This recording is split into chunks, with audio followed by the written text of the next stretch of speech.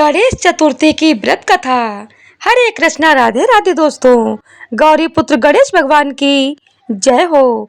आज भाद्रपद मास के शुक्ल पक्ष की चतुर्थी तिथि है और इस दिन को भगवान श्री गणेश के जन्मदिन के रूप में मनाया जाता है।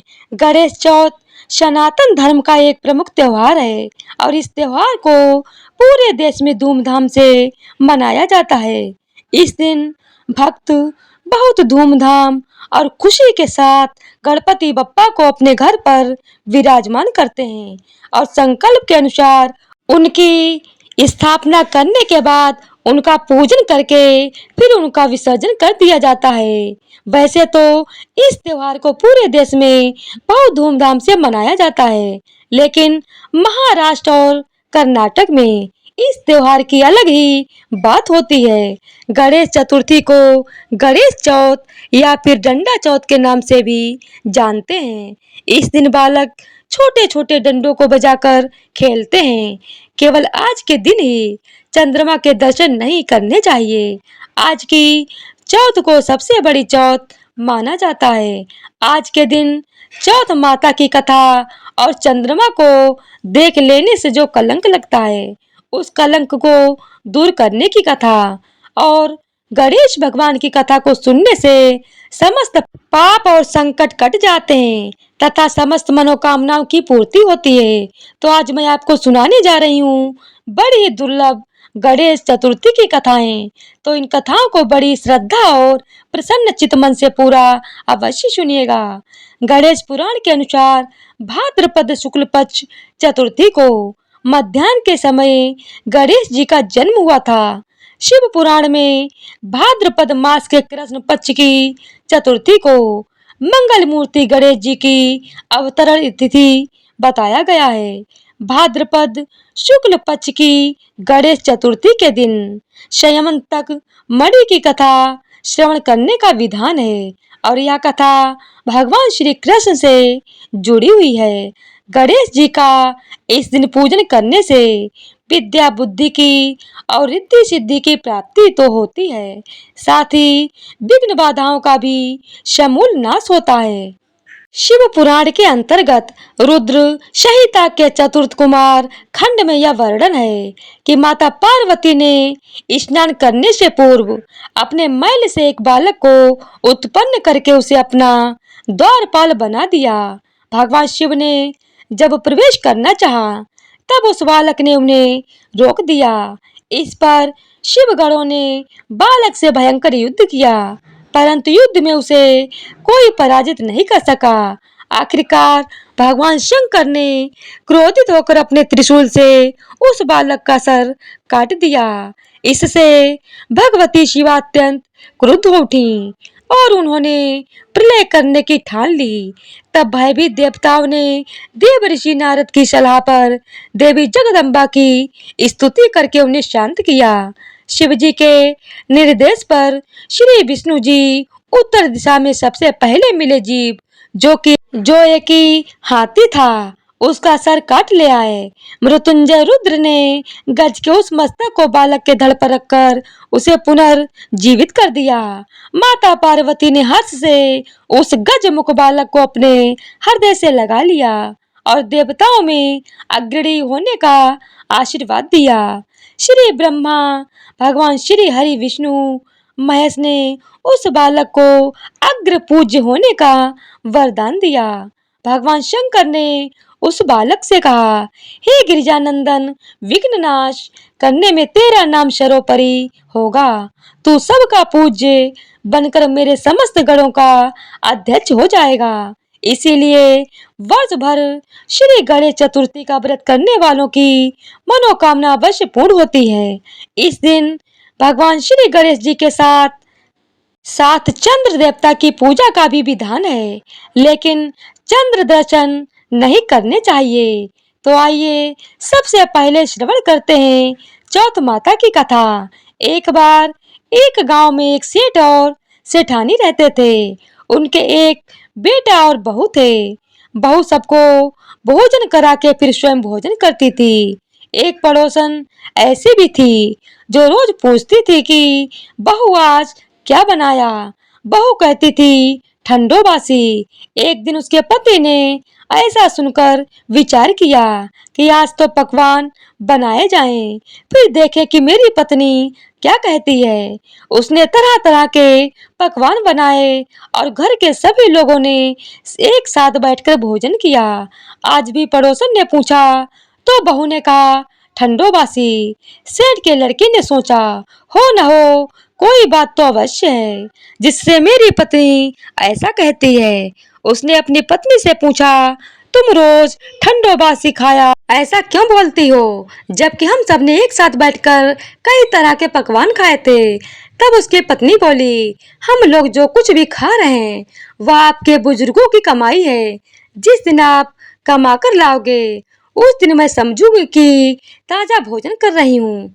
अब एक दिन लड़के ने अपनी माँ से कहा माँ मैं एक बड़े शहर में कमाई करने जा रहा हूँ। माँ बोली बेटा अपने पास तो इतना धन है कि कितना भी खाओ समाप्त नहीं होगा। माँ के मना करने पर भी बेटी ने स्वयं कमाने का दृढ़ निश्चय कर लिया और जाते समय पत्नी से कहा मैं जब तक कमाकर बहुत सा धन लेकर ना आऊं तब तक तुम चूल्हे की आग मत बुझने देना। एक दिन चूल्हे की आग बुझ गई तो वह मन ही मन घबराने लगी। उसने सोचा मेरे पति पर कोई संकट तो नहीं आया। जल्दी से पड़ोस में जाकर चूल्हे में आग डालने का विचार करके वहां पहुंच गई। वहां पड़ोसन चौथ माता का व्रत पूजन कर रही थी। पड़ोसन ने कहा थोड़ी देर में आकर आग ले जाना। बहू ने पड़ोसन से पूछा आप यह व्रत क्यों करती हो, इससे क्या फल मिलता है। तब पड़ोसन ने कहा चौथ माता के इस व्रत को करने से अन्न धन और लक्ष्मी मिलती है तथा सभी मनोकामनाएं भी पूरी होती हैं। अब बहू भी चौथ माता का व्रत करने लगी। दीवार पर चौथ माता बनाई। उस दिन घी गुड़ का चूरमा बनाकर रात्रि को चंद्रमा को अर्घ देकर भोजन करती है। ऐसा करते करते बहुत दिन व्यतीत हो गए। चौथ माता ने उस बहू के पति को सपना दिया कि साहूकार का बेटा तू जाग रहा है या सो रहा है। तेरी पत्नी बहुत तुझे याद कर रही है।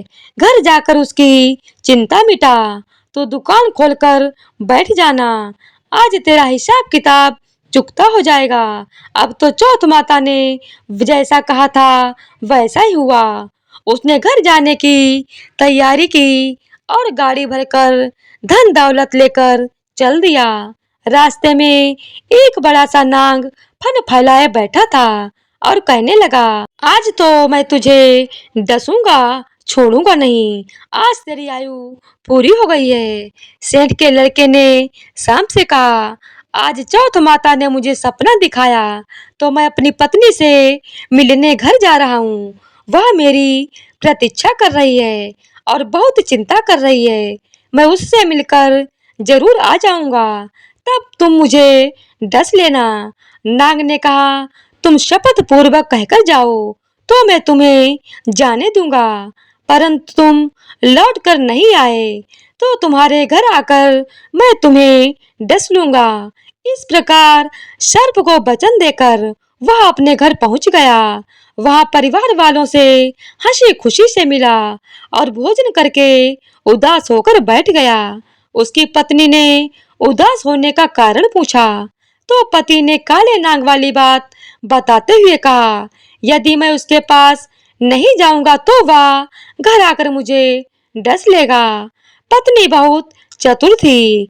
उसने कहा आप जरा भी घबराओ नहीं, आप सो जाइए, मैं कुछ उपाय करती हूँ।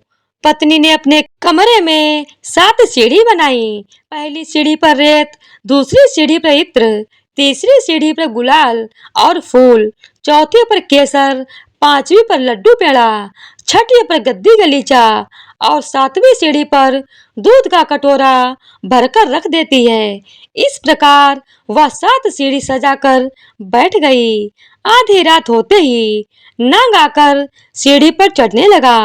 पहली सीढ़ी पर रेत में लौट गया और कहने लगा सेठ की बहू ने आराम तो बहुत दिया पर बचनों से बंधा आया हूँ। सो डसूंगा अवश्य। इसी प्रकार सातों सीढ़ियों पर नाग आराम करता हुआ और कहता हुआ कि डसूंगा जरूर, कमरे में पहुंचने ही वाला था कि चौथ माता ने विचार किया, यदि मैं इसे नहीं बचाऊंगी तो संसार में धर्म कर्म और व्रत पूजन को कौन मानेगा। अब तो गणेश जी, चंद्रमा जी और चौथ माता ने उसे बचाने का विचार किया। चंद्रमा जी ने उजाला किया, चौथ माता ढाल बनी और गणेश जी ने तलवार लेकर नाग को मार दिया और ढाल से ढक दिया। अब बहू भी थकी हारी सो गई। दिन उगा तो लोग बेटे से मिलने आए, परंतु बेटा और बहू तो उठे ही नहीं थे। बहुत देर हो गई तो माँ उन्हें उठाने गई। उसने अर्थात लड़के की माँ ने सातों सीढ़ियों पर जो कुछ देखा तो वह बहुत घबरा गई और बेटे बहू को आवाज लगाई। बेटा और बहू उठे तो देखा कि एक ढाल तलवार वहां पड़ी हुई है। अब ढाल उठाई तो देखा वही काला नाग वहां मरा हुआ पड़ा था। बेटा बहू ने सोचा कि आज तो धर्म कर्म की आड़ से भगवान गणेश जी और माता चौथ ने अपनी रक्षा की है। हे चौथ माता, आपने जैसे सेठ के बेटे बहू की रक्षा की वैसी सबकी रक्षा कीजिएगा। बोलिए चौथ माता की जय हो, गौरी पुत्र गणेश की जय हो। तो आइए अब श्रवण करते हैं गणेश चतुर्थी की पौराणिक कथा। कथा के अनुसार एक बार देवी पार्वती जी ने गणेश जी से पूछा, हे पुत्र, गणेश चतुर्थी को संकट नाशक चतुर्थी कहा गया है और उस दिन का व्रत किस प्रकार किया जाता है तथा उसकी कथा क्या है, मुझसे विस्तार पूर्वक कहिए। देवी पार्वती जी की बातों को सुनकर गणेश जी ने कहा, हे माता, गणेश चतुर्थी सब संकटों का नाश करने वाली, विविध फलदायक एवं संपूर्ण इच्छाएं पूरी करने वाली है। श्री कृष्ण जी कहते हैं कि हे युधिष्ठिर, पुत्र की ऐसी बात सुनकर पार्वती जी ने उनसे पूछा, आहार एवं पूजन में क्या विशेषता है, उसे कहिए। तब गणेश जी माता पार्वती को बहुत ही दुर्लभ कथा सुनाते हैं। गणेश जी कहते हैं, हे माता, पूर्व काल में नल नामक एक पुण्य आत्मा और यशस्वी राजा हुए। उनकी रूपशालिनी रानी दमयंती नाम से प्रसिद्ध थी। एक बार उन्हें श्रापग्रस्त होकर राज्य छोड़ना पड़ा और रानी के वियोग में कष्ट सहन करना पड़ा। तब उनकी रानी दमयंती ने इस सर्वोत्तम व्रत को किया था। पार्वती जी ने पूछा, हे पुत्र, दमयंती ने किस विधि से इस व्रत को किया और किस प्रकार व्रत के प्रभाव से 3 महीनों के अंदर ही उन्हें अपने पति से मिलने का सौभाग्य प्राप्त हुआ। इन सब बातों को आप मुझसे बताइए। श्री कृष्ण जी ने कहा, हे युधिष्ठिर, पार्वती जी के ऐसा पूछने पर बुद्धि के भंडार श्री गणेश जी ने जैसा उत्तर दिया उसे मैं कह रहा हूँ, आप भी ध्यान से सुनिए। श्री गणेश जी कहते हैं कि हे माता, राजा नल को बड़ी बड़ी आपदाओं का सामना करना पड़ा। हाथी खाने से हाथी और घुड़साल से घोड़े का अपहरण हो गया। डाकुओं ने राजकोष लूट लिया और अग्नि की ज्वालाओं से घिरकर उनका माल भस्म हो गया। राज्य को नष्ट करने वाले मंत्री लोगों ने भी साथ छोड़ दिया। राजा जुए में सब कुछ गंवा बैठे और उनकी राजधानी भी उनके हाथ से निकल गई। सभी ओर से निराश और असहाय होकर राजा नल वन में चले गए। वन में रहते समय उन्हें दमयंती के साथ अनेक कष्ट सहन करने पड़े। इतना होते हुए भी उनका रानी से वियोग हो गया। तत्पश्चात राजा किसी नगर में भिक्षाटन करने लगे और रानी किसी दूसरे नगर में रहने लगी और राजकुमार अन्य नौकरी करने लगा। जो किसी समय राजा रानी राजपुत्र कहे जाते थे, वही अब भिक्षा मांगने लगे। तरह तरह के रोगों से पीड़ित होकर एक दूसरे से अलग होकर कर्म फल को भोगते हुए दिन बीतने लगे। एक समय की बात है कि वन में भटकती हुई दमयंती ने महर्षि शरभंग के दर्शन किए। उसने उनके पैरों पर नतमस्तक हो हाथ जोड़कर कहा, हे ऋषिराज, मेरा अपने पति से कब मिलन होगा? किस उपाय से मुझे हाथी घोड़ों से युक्त घनी आबादी वाली नगरी मिलेगी और मेरा भाग्य कब लौटेगा? हे मुनिवर, आप निश्चित रूप से बताइए। श्री गणेश जी कहते हैं कि दमयंती का यह उत्तम प्रश्न सुनकर शरभंग मुनि ने कहा, हे दमयंती, मैं तुम्हारे कल्याण की बात बता रहा हूँ, उसे ध्यान पूर्वक सुनो। इससे सब संकट का नाश हो जाएगा और सब कामनाएं पूर्ण करने वाला एवं शुभदायक है। भादो मास की चतुर्थी संकट नाशक कही गई है। इस तिथि को नर नारियों को गजानन की पूजा करनी चाहिए। विधि पूर्वक व्रत एवं पूजन करने से तुम्हारी संपूर्ण इच्छाएं पूर्ण होगी। 7 महीने के अंदर ही तुम्हारा पति से मिलन होगा। यह बात मैं निश्चय पूर्वक कहता हूँ। गणेश जी कहते हैं कि शरभंग मुनि का ऐसा आदेश पाकर दमयंती ने संकट चतुर्थी व्रत प्रारंभ किया और तभी से लगातार प्रतिमा से गणेश जी का पूजन करने लगी।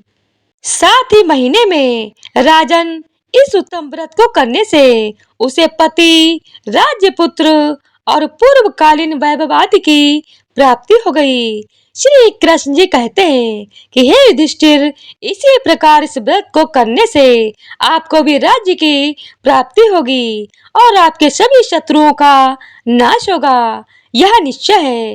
हे राजन, इस प्रकार मैंने सभी व्रतों में उत्तम व्रत का वर्णन किया है। यह सब संकट का नाश करता हुआ आपके भाग्य की वृद्धि करेगा। तो प्रेम से बोलिए गणेश भगवान की जय हो, राधा कृष्ण भगवान की जय हो। तो आइए अब सुनते हैं गणेश चतुर्थी के दिन सुनी जाने वाले शिव मंत्र मणि की कथा। इस कथा को पूरा सुनने से मनुष्य कलंकित होने से बच जाता है। अगर कलंक लगा भी रहता है तो समाप्त हो जाता है। इस कथा को सुनने मात्र से मनुष्य को सब सुख समृद्धि मिलती है तथा इस कथा को पूरा सुनने से संपूर्ण फलों की प्राप्ति होती है। इसीलिए कथा को पूरा अवश्य सुनिएगा। एक बार की बात है, चंद्रमा को अपने रूप का बहुत अभिमान था। गणेश चतुर्थी के दिन गणेश जी के गजमुख एवं लंबोदर रूप को देखकर चंद्रमा ने उनकी हंसी उड़ा दी। गणेश जी इससे नाराज हो गए और चंद्रमा को श्राप दिया कि आज से जो भी तुम्हें देखेगा उसे झूठा कलंक लगेगा। गणेश जी के श्राप से चंद्रमा दुखी हो गए और घर में छुपकर बैठ गए। चंद्रमा की दुखद स्थिति को देखकर देवताओं ने चंद्रमा को सलाह दी कि मोदक एवं पकवानों से गणेश जी की पूजा करो। गणेश जी के प्रसन्न होने से श्राप से मुक्ति मिलेगी। चंद्रमा ने गणेश जी की पूजा की और उन्हें प्रसन्न किया। तब गणेश जी ने कहा कि श्राप पूरी तरह समाप्त नहीं होगा, लेकिन अपनी गलती चंद्रमा को याद रहे और दुनिया को भी यह ज्ञान मिले कि किसी के भी रूप को देखकर उसकी हंसी नहीं उड़ानी चाहिए। इसीलिए अब से केवल भाद्रपद मास के शुक्ल पक्ष की चतुर्थी के दिन जो भी चंद्रमा को देखेगा उसे झूठा कलंक लगेगा। इसीलिए इस दिन चंद्रमा के दर्शन ना करें। यदि भूल से चंद्र दर्शन हो जाएं, तो उसके निवारण के लिए शैमंतक मणि की चोरी की कथा श्रवण करना लाभकारी होता है। गणेश चतुर्थी के दिन गलती से भी अगर चंद्रमा के दर्शन हो जाएं, तो शैमंतक मणि की कथा को सुनते हैं।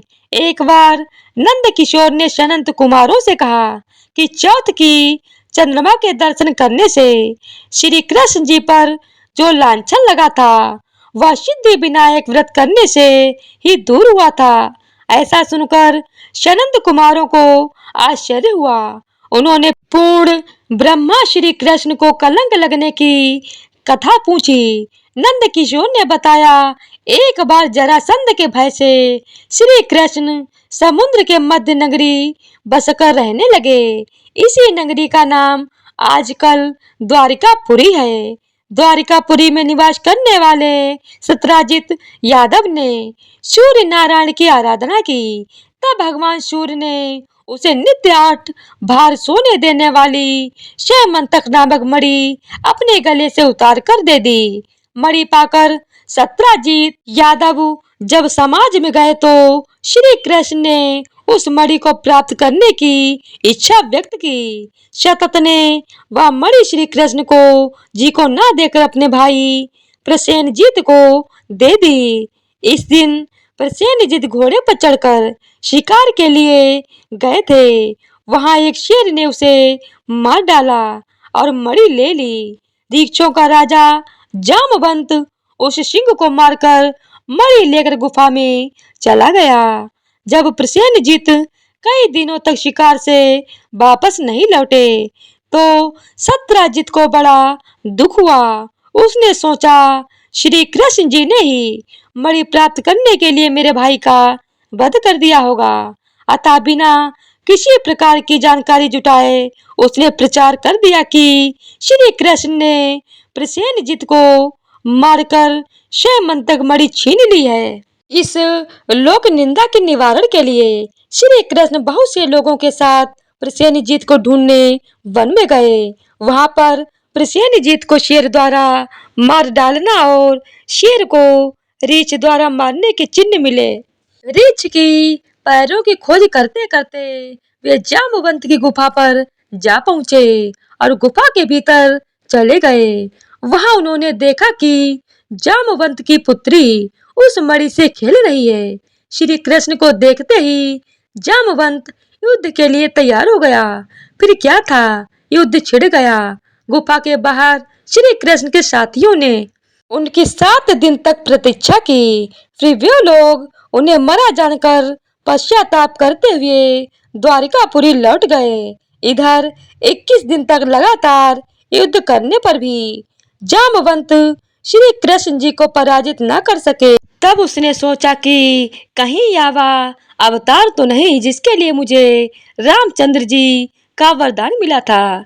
या पुष्टि होने पर उसने अपनी कन्या का विवाह श्री कृष्ण के साथ कर दिया और मणि दहेज में दे दी। श्री कृष्ण जी जब मणि वापस लाए तो सत्राजित अपने किए पर बहुत लज्जित हुआ।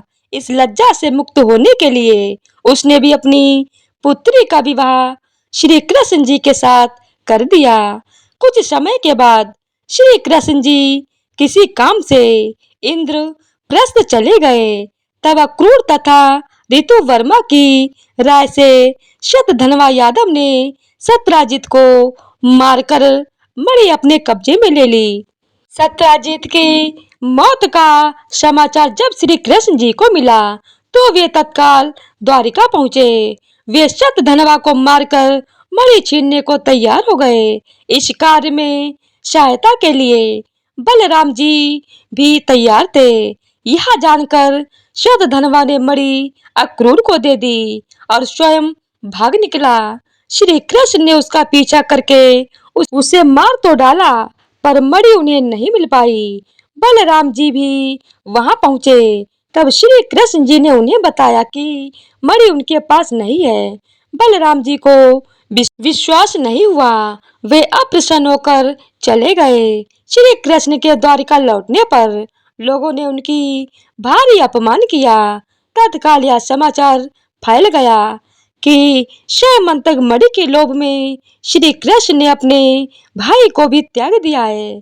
श्री कृष्ण इस अकारण प्राप्त अपमान के शोक में डूबे थे कि सहसा वहां पर नारद जी आ गए। उन्होंने श्री कृष्ण जी को बताया कि आपने भाद्रपद शुक्ल चतुर्थी के दिन चंद्रमा का दर्शन किया था, इसी कारण आपको इस तरह लाछन सहना पड़ा। श्री कृष्ण जी ने पूछा, हे नारद, चौथ के चंद्रमा को ऐसा क्या हो गया कि जिसके कारण उसके दर्शन मात्र से मनुष्य कलंकित होता है। तब नारद जी बोले, एक बार ब्रह्मा जी ने चतुर्थी के दिन गणेश जी का व्रत किया था। गणेश जी ने प्रकट होकर वर मांगने को कहा, तो उन्होंने मांगा कि मुझे सृष्टि की रचना करने का मोह ना हो। गणेश जी ज्यों ही तथास्तु कहकर जाने लगे, तो उनके विचित्र व्यक्तित्व को देखकर चंद्रमा ने उनका उपहास किया। इस पर गणेश जी ने रुष्ट होकर चंद्रमा को श्राप दिया कि जो भी तुम्हारा मुख देखेगा उसे कलंक लगेगा। श्राप देकर गणेश जी अपने लोक को चले गए और चंद्रमा मानसरोवर की कुमदुनियों में जा छुपा। चंद्रमा के बिना प्राणियों को बड़ा कष्ट हुआ। उनके कष्ट को देखकर ब्रह्मा जी की आज्ञा से सारे देवताओं ने गणेश जी का व्रत किया।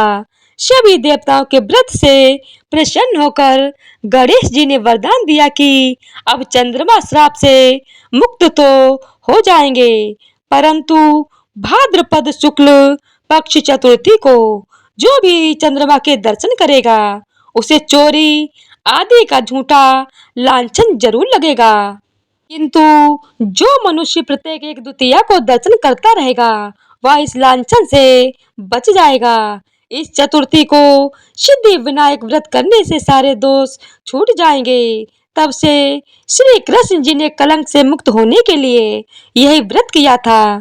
कुरुक्षेत्र के युद्ध में युधिष्ठिर ने भगवान श्री कृष्ण जी से पूछा, भगवान, मनुष्य की मनोकामना सिद्धि का कौन सा उपाय है? किस प्रकार मनुष्य धन, पुत्र, सौभाग्य तथा विजय प्राप्त कर सकता है? यह सुनकर श्री कृष्ण जी ने उत्तर दिया, यदि तुम पार्वती पुत्र श्री गणेश का विधि पूर्वक पूजन करो तो निश्चय ही तुम्हें सब कुछ प्राप्त हो जाएगा।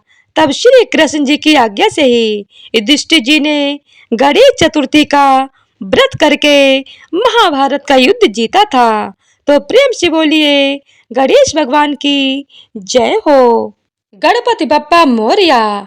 तो आज की वीडियो अगर आप लोगों को पसंद आई हो तो वीडियो को लाइक, शेयर और चैनल को सब्सक्राइब कर दीजिएगा। धन्यवाद।